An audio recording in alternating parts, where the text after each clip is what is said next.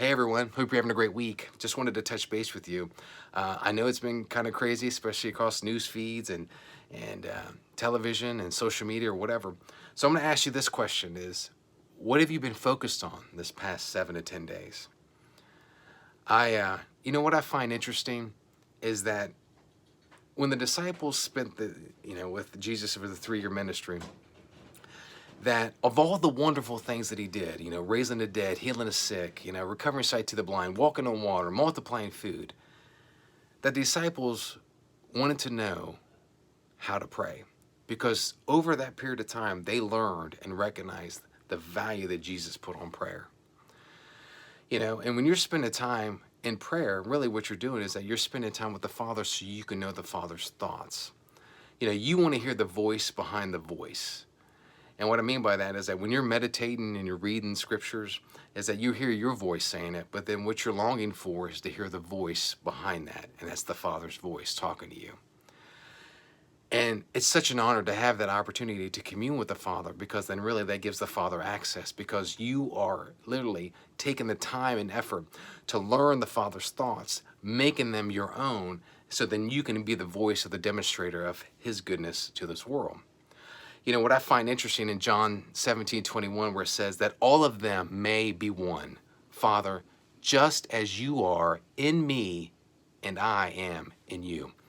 See, I truly believe that the Father wants to be one with us. He doesn't want his word just to be, words on a page. He wants his words to become us. So then that way we are operating how he thinks. Kind of like, I've been married for a period of time. So then I know what my wife's favorite drinks are. I know, what her nighttime routines are, what her favorite foods are. Whatever it is, it's like I know that. Because why? Because I've spent time with her learning those and making those important to me, because I know they're important to her. And that's exactly how I look at prayer, is that I want to spend time bringing myself so I can come in union with the Father, so then we can be one, so then we can continue to fulfill his desires on this planet. And it's so exciting to have that opportunity, and it's a true honor to have that moment with the Father.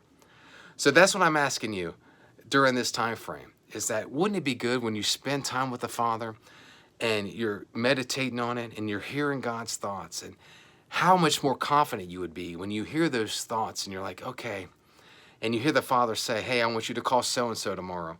Hey, I need you to do this tomorrow. Hey, when you're at the store tomorrow, hey, if you can go to aisle 6, there's going to be a lady there that I want you to say the following words to.